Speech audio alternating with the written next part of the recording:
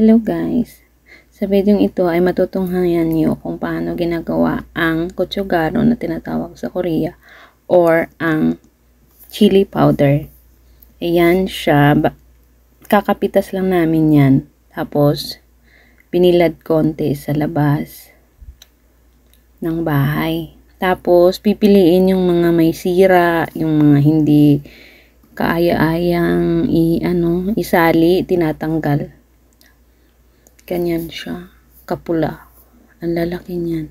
Saka maanghang to na na chili. Kasi ang chili dito ay dalawang klase. Merong maanghang at meron ding hindi. Kaya itong chiling tinanim ng biyanan ko ay maanghang kasi yan yung main ingredients ng ready na siyang huhugasan siya guys. Ayan o, ilalagay mo na sa basket, ganyan. Pagkatapos na naibilad or napilian na ng mga, may mga bulok-bulok, huhugasan mo na siya. Pag nahugasan na yan, ilalagay ulit sa parang screen. Yun, kita nyo yung itim doon.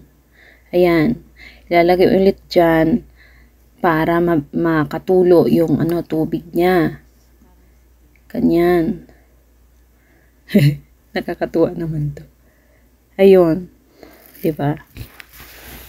Pag makatulo na siya, saka naman siya ilalagay sa pag walang init or walang araw, pinapasok na siya agad sa parang machine.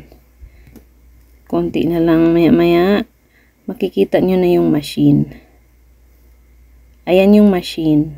Or para siyang pugon or something dryer. Yan yun. Diyan siya ipapasok para ma-dry na yung Yan.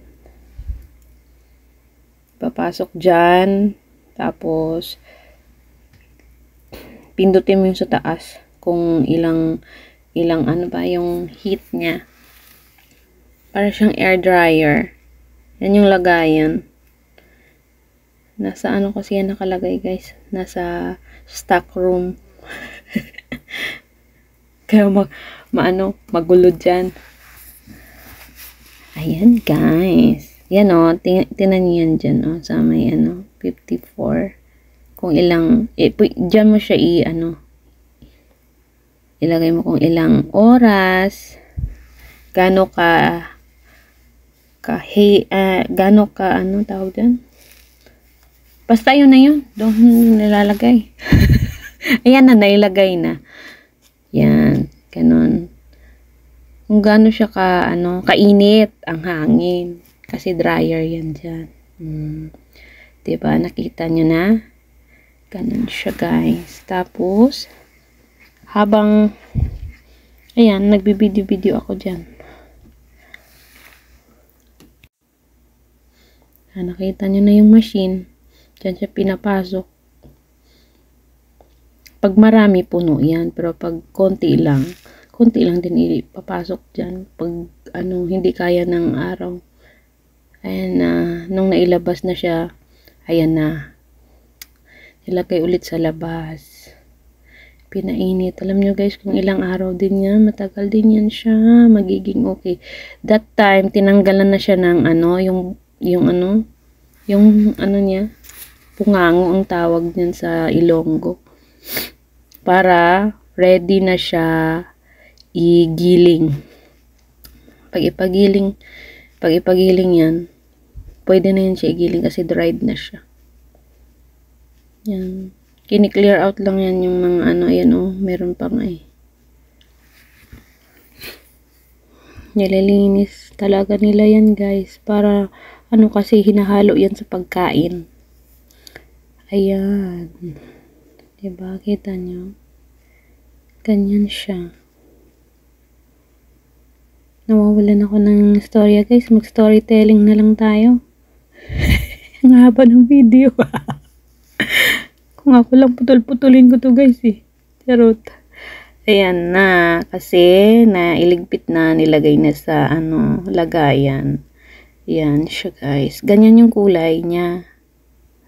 Para siyang dark, maroon. Parang maroon na ang kulay niya. Lalagay siya pag marami, sako-sako. Sa plastic siya nilalagay. Ayan. Tapos, pwede na siyang dalhin sa gilingan. Ipagiling na siya doon. Wala na nga akong video ng pagpapagiling kasi hindi na ako nakapag-video. Ayan. Ayan o, sako-sako. Ay, sako-sako. Plastic pala yun kasi plastic yun. Marami yan guys. Parang 3 plastic na malalaki. Ayan. Kaya, yan kasi ang main ingredients dito ng kimchi. Kaya, yung biyanan ko, gumagawa talaga sila ng ganyan. Pagtatanim, tapos, gagawing chili powder. Para hindi na sila bibili. Kasi alam niyo guys, mahal din yan dito. Pag binili mo yung yung ingredients ng chili powder.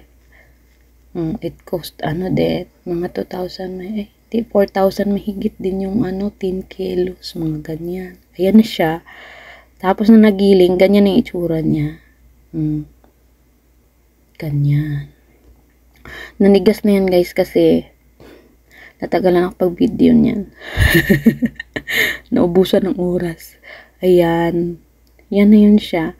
Saka fine yan guys. Ayan, may mga pa nga nilalagay siya dyan sa plastic, double kasi para hindi siya yung tawag dyan? Yung sisingaw, kasi pag nakasingaw yan, titigas at saka maiitim, hindi mo na magagamit, masisira na siya. Kaya ganyan ang paggawa ng chili powder. Thank you for watching guys. Subscribe for more. Thank you.